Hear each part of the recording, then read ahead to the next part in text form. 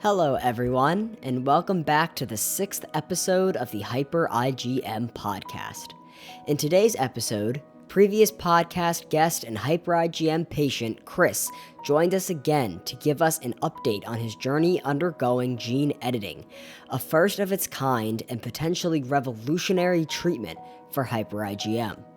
To hear more about Chris's journey and gene editing, please view or listen to episode 4, linked in the description. Chris was admitted to the NIH this past summer and is now on the road to recovery. He joins us today to share his incredible, groundbreaking medical journey. Enjoy the episode. Hello, everyone, and welcome back to the 6th episode of the Hyper IgM Podcast. Today is a special episode because I am joined again by Chris. How are you doing today, Chris? Hey, I am doing well. I know I look a little different than the last time I joined you, but pretty excited about it. So for the people that didn't watch the previous episode, which you should because it's a great episode, Chris, tell us a little bit about yourself, just non-Hyper IgM related, before we get into it. Yeah, so non-hyper IgM related, man, got a full-time job. I'm back at work now. Lately, I've been spending a lot of time outside working on a few projects of mine. I've got a car, I've got some property where I've been spending a lot of my time. And really, it's just been nice to be able to help the family out with chores that need to be done around the property. So I'm also a CrossFit coach where, I get to help others right now. That's on hold for the moment as we go through the healing process, but that's just a little bit about me outside the whole health and Hyper IgM. Awesome.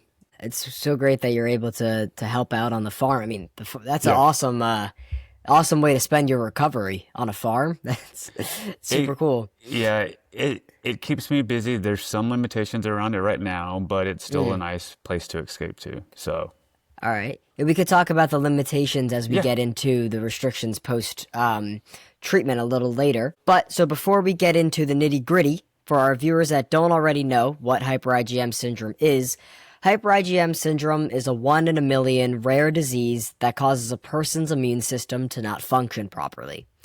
People with Hyper IgM are unable to make antibodies, which means if they get sick, they will most likely have a hard time fighting off the infection and could get very ill. Hyper IgM patients are also at a high risk of developing cancer. Without a stem cell transplant, life expectancy for a person with Hyper IgM is an average of 30 years old. However, some do live into their 40s or 50s.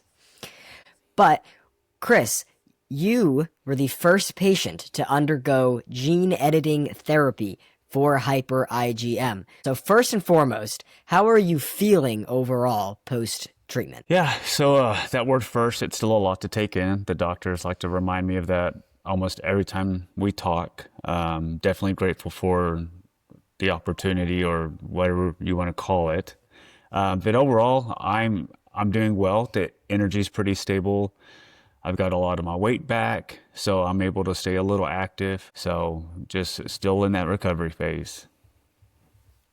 Great. It's great to hear that you're gaining weight back and energy's up. Yep. So, Chris, can you tell us a little bit about what gene editing is before we get down to what you were experiencing in the hospital for your specific treatment plan? Oh man, I hope my doctors don't watch this because this gets a little complicated. So first we get gene therapy, and then, there's CRISPR, what we call CRISPR 1.0 or gene editing. And then why Hyper IgM was such a different approach from a gene edit standpoint is the doctors actually had a program, pretty much the virus, the mRNA guide, I believe is what it's called, to do a single base edit on the DNA. So instead of cutting the DNA strand like CRISPR 1.0, we're pretty much working with CRISPR 2.0 here. And they were able to go down the DNA and figure out what base edit was off that was creating the Hyper IgM genetic disorder, and then pretty much flip it and change that letter on the DNA in order to correct the disorder. So I hope I got that right. The doctors try to explain it to me all the time on how there's, we're at like phase 3 of gene editing here So we shall see what they say to me. Chris's doctors, if you're watching this, please forgive him. Yeah. He didn't mean any offense. Please don't take offense. So that's a great little overview of it. Obviously, it's a very complicated process, and it's the first of its kind. So, you're one of the only ones that can explain it. So you should take pride in that. So, take us through the process of this treatment. So when were you admitted, and where were you admitted, and what were the steps leading up to the gene editing? Yeah, so first and foremost, we had to start at the foundation, which is the stem cells that I currently have. So, that's going there. It's a lot of blood work. It's a lot of visits. I'm going through the process of apheresis. It's like a vampire machine where they actually pull your blood out, spin it, and then throw it back into you. That process in itself, I had to spend close to 4 days on it, about 6 hours each day. That one gets pretty exhausting, but that gives the doctors what they need in order to correct the things that need to be corrected. So first and foremost, that was square one. Step two is getting it approved through the FDA, the regulatory boards, things like that. After that, though, it was a little over a year when we got everything approved, and I was admitted mid-July, started the process there. Standard protocol for something like this is about 6 weeks for a standard stem cell transplant. So just take out that word gene editing, right? And we have stem cell transplants all the time, same process. A few days of chemo, and then you get your stem cells, and then you recover. The interesting thing with this one was going into it with some history of liver damage I have, the lung damage I have. That definitely came into account. So admitted in July, it's supposed to be 6 weeks. I didn't get out until the first week of October. So that was the journey. Along that process, though, what also happened is that first week I was there, the FDA came in last minute and approved another gene therapy for me, which what we did is we actually modified my T cells. So this is it's a study going on in Milan right now. And they figured, okay, well, if we can modify his current T cells, and then he goes through chemo and then stem cells, and then we give him modified T cells, it actually gives you a layer of extra protection as you're going through the recovery phase. So I actually got to be part of two treatments. So the gene edited stem cells, and then I'm modifying my T cells and also getting those on a monthly basis. And I will say that the T cells, for the most part, pretty much saved my life through the whole process. So it was a very interesting finding. Wow, that is incredible. You're two worlds firsts. Two is better than one, but that's amazing that that's amazing that those T cells were able to give you an extra layer of protection. That's incredible. And now you mentioned that you received chemo during this process. Yes. Was that or do you know if that was a lower dosage of chemo as opposed to stem cell transplant? Correct. And, at the end of the day, that's what this is all about, right? Is, okay, you know better than anyone, right? That we do have a way to cure hyper IgM through a normal process of a stem cell transplant from a donor, okay? So that comes when it's from a donor, you've got to go through more chemo, a lot more medications. You're usually on meds for quite a while to combat the graft versus host, things like that. Whereas when we're using my DNA that's corrected, you nailed it. It is a lower dose of chemo.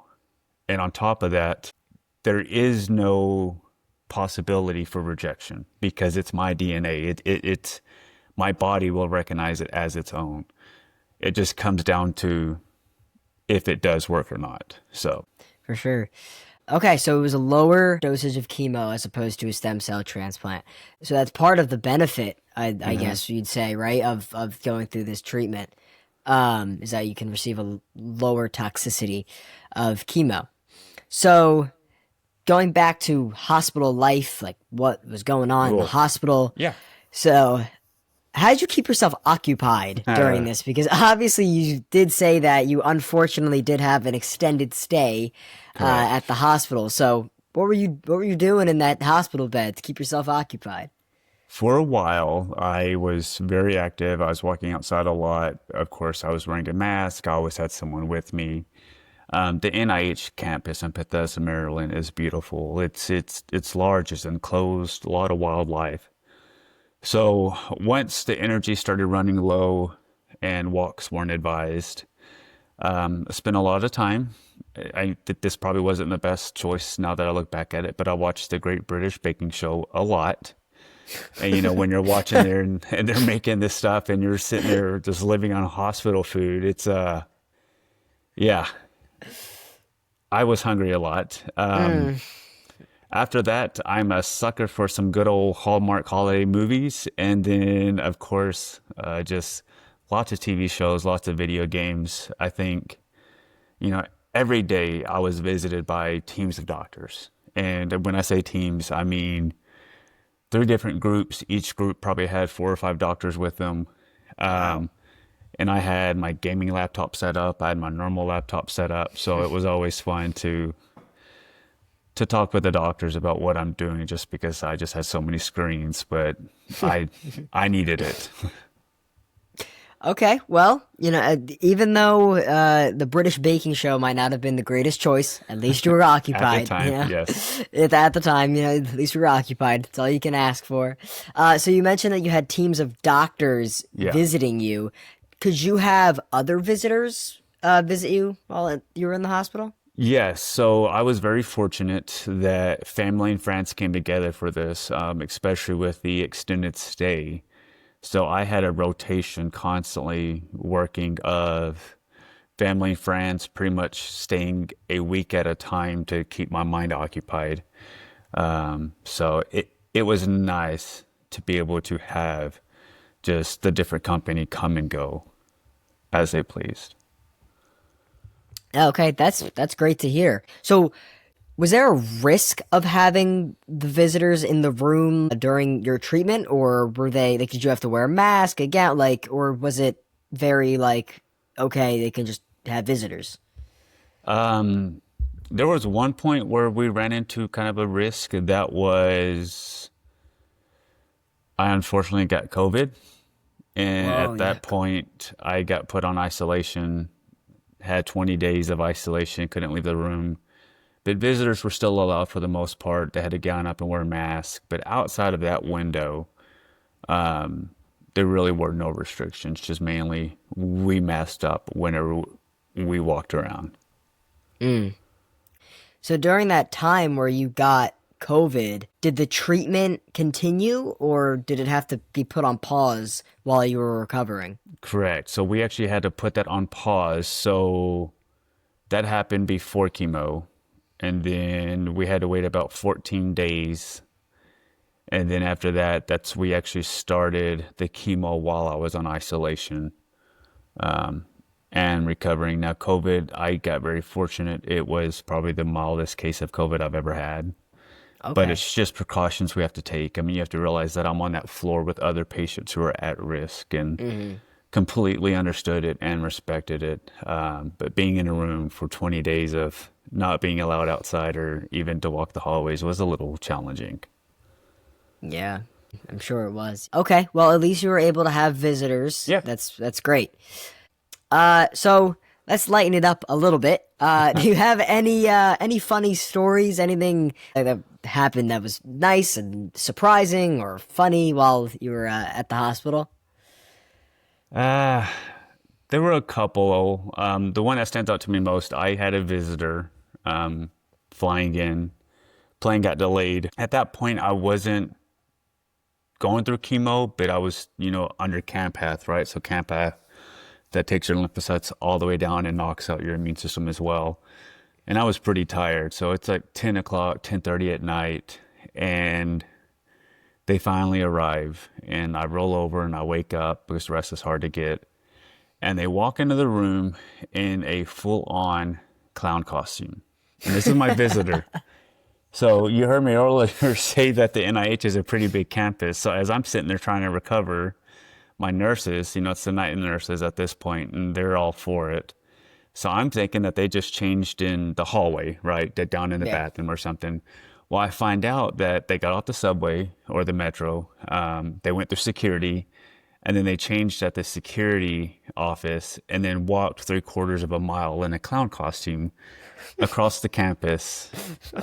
So yeah, it definitely lightened up my mood that night, because that week was a little challenging for me. So Okay, that's a good one. yeah. I remember when I was in the hospital that they had the clowns walking around all the time, in the hallways. They were pretty funny. I remember those guys. Yeah. Okay. So clowns in your room at night. I'm sure that wasn't the most like settling thing, but funny.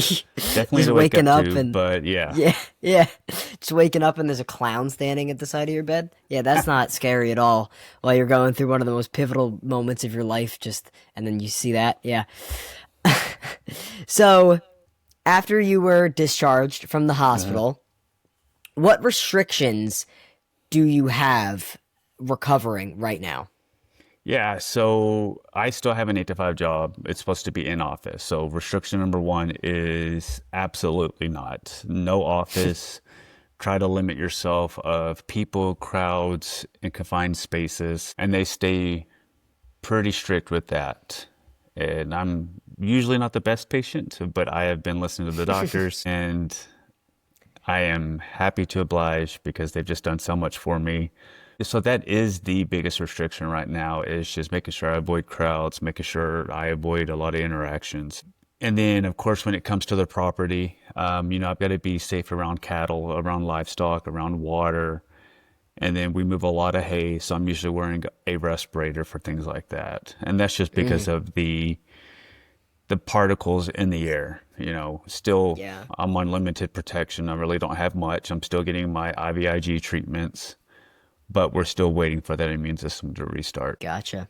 Okay. When I got out of the hospital, until my immune system was back at 100%, I was like gloved up, everywhere I went. I had a mask on, and I was on the COVID trend before COVID was a thing. I had the Yeah. masks, and I was all gloved up. So did you wear like? I know you talked about the respirators. That's like your Yep. mask. You wear like gloves around the cattle and stuff, and Correct. yeah. Okay. All right. So pretty similar restrictions on the back end of Yes. treatment with you and compared to a stem cell transplant. Yep. All right. So I know we talked about how your family visited you, came to the hospital with you. What was the reaction of your family and friends to this journey? Oh man, we'll start with the family. I'm very close with the family. My mom and dad have been with me obviously since day one, and it's been a journey with them through childhood, through all the illnesses that just never stopped coming. So we definitely, even at my age, when you think that you're as close to your parents and you're as close to your family that you think you'll ever be, there's always that room to get closer. And that definitely happened here.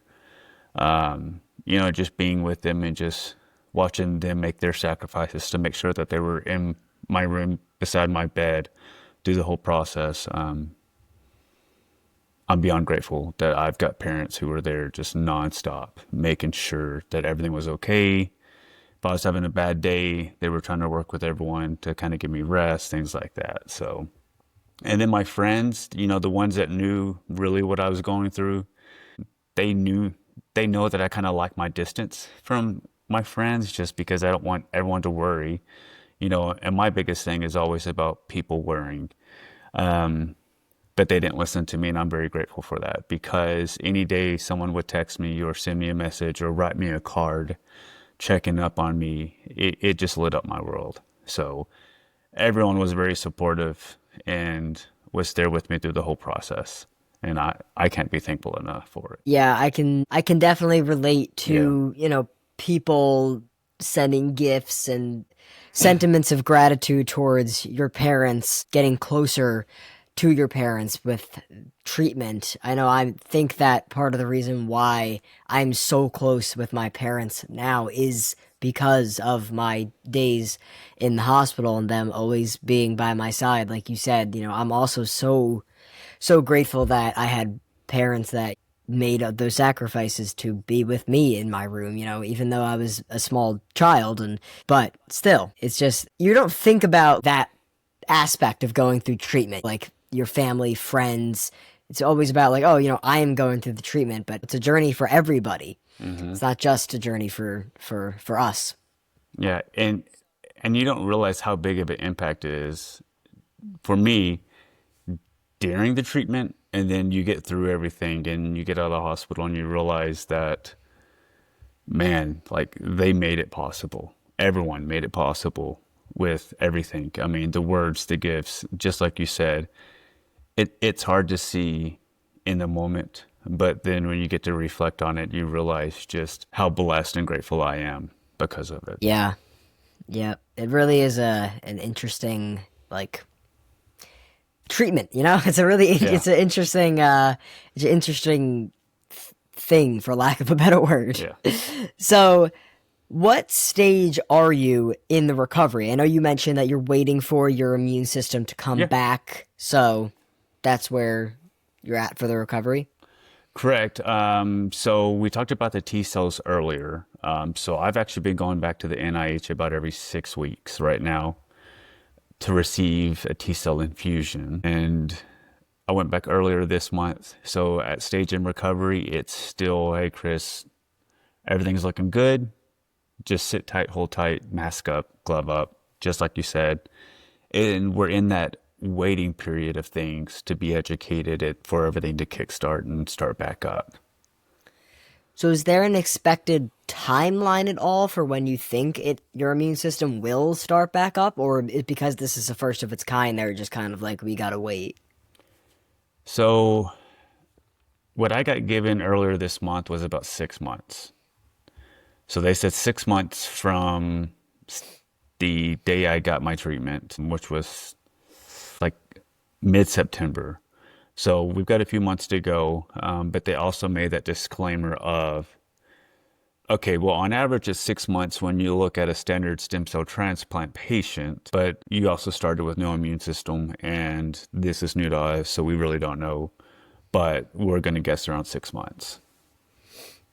Okay, so 6 months. All right. And I know that when I got out of my stem cell transplant, I had all these different complications, and my immune system, I don't know the exact time frame that my immune system took to come back, but I know it did take me a while. So, I feel like this period is a little anxiety inducing, maybe. I don't know. I'm not trying to project my feelings on you, but I know it was for my parents and family waiting for my immune system to come back. So anxiety inducing, that's a great way to put it. To be blunt, yesterday was a pretty tough day for me.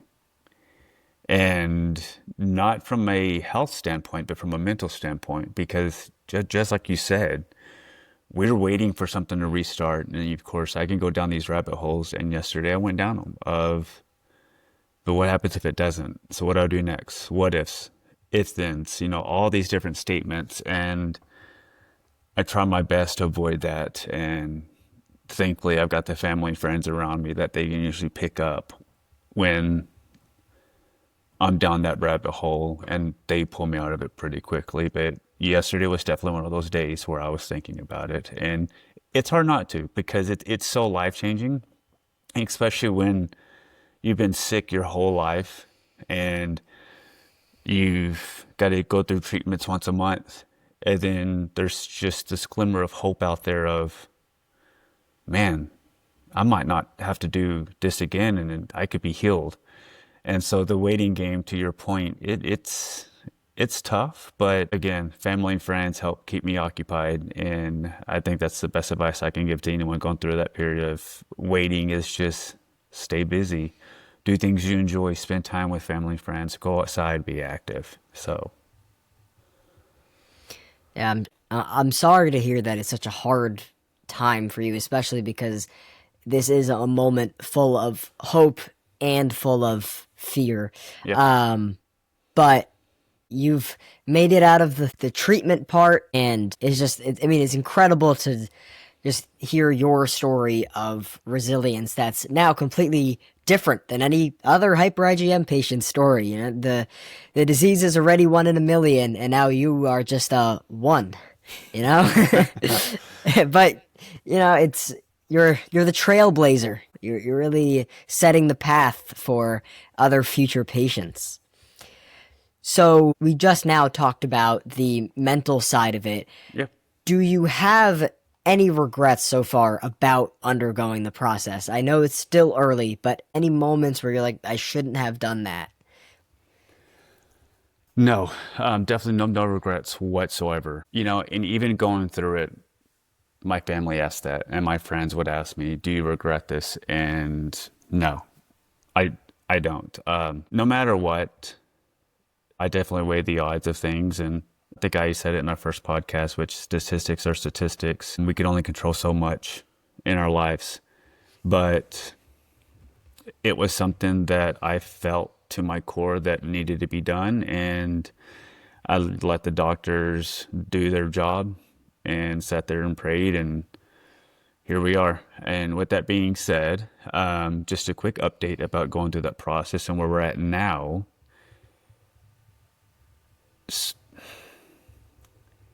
If you ask the doctors today, did it work?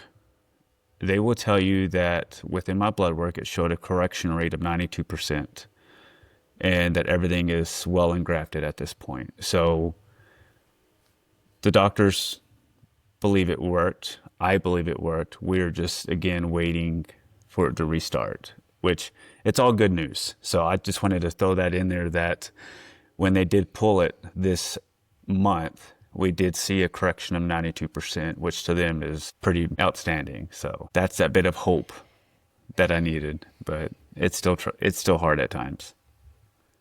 Sure, it is still hard, but 92%, Yeah. then they say it's phenomenal. That is phenomenal then. That's that a bit of hope, as you said. So, what would you say to someone else who's considering undergoing gene editing at the point of the treatment that you are at now? I mean, if we look at it as just a standard gene editing stem cell transplant, it's a 6 weeks protocol based on what the doctors built out. It sounds heavy. It sounds like a lot to go through, a lot to take on, but going through it, I will tell you that with the chemo part, with the stem cells, with the campath, that was the easiest part for me.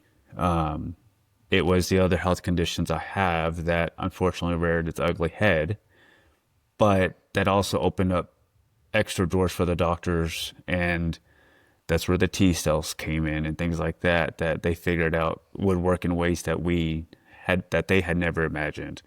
So again, just bringing it back to what would I say? I would say that if you get given the option and you weigh the pros and cons of 3 choices, right? You could do nothing. You can do the standard protocol, which is a stem cell transplant from a donor, right? Or you do the gene editing and it's your DNA.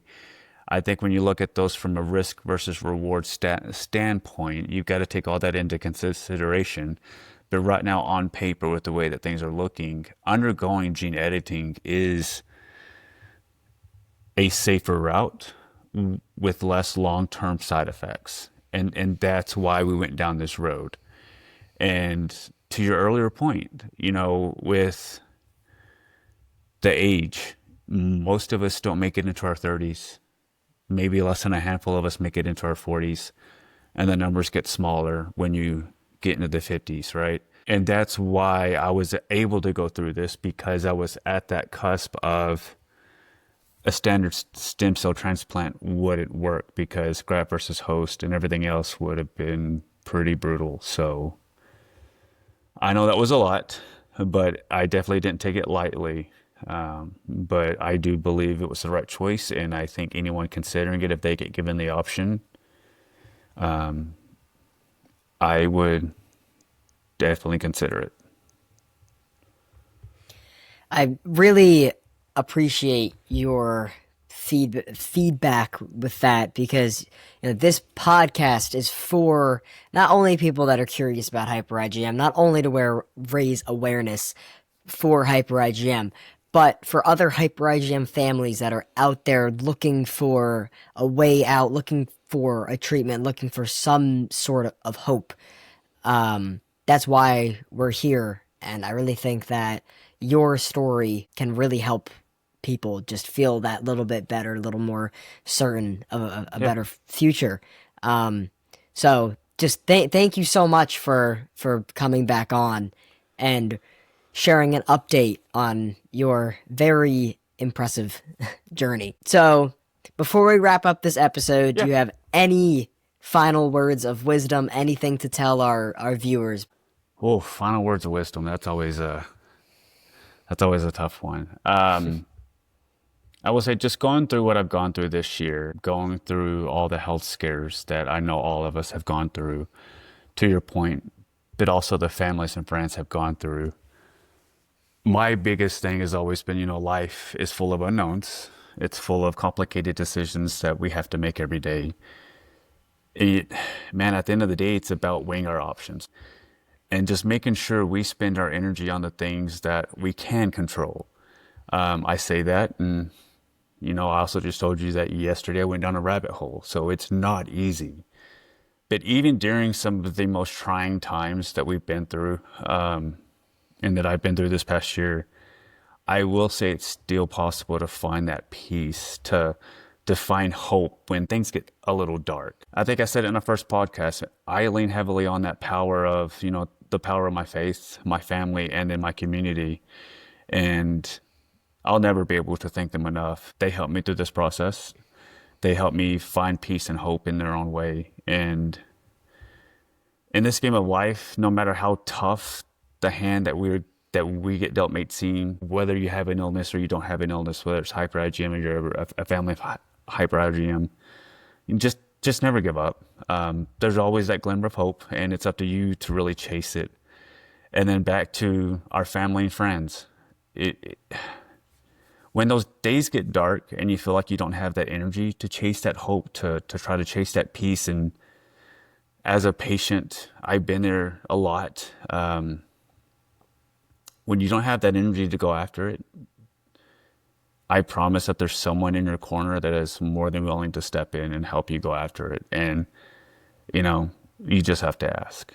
And that's what I'll leave you with, is that we just have to ask. There's always going to be someone there to, step in that ring with us and take on this journey that is out in front of us.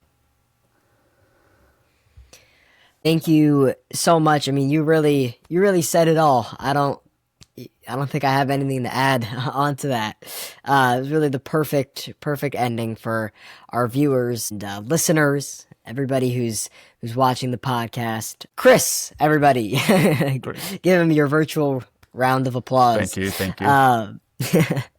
Yeah, really appreciate you coming back on. So make sure to like and subscribe for more episodes just like this. And Ezra Feynman and Chris on the Hyper IgM Podcast, signing off. Till next episode. See ya. Thank you for listening. Be sure to follow or subscribe to our podcast, rate or like this episode, and share. It means a lot. Stay tuned for more.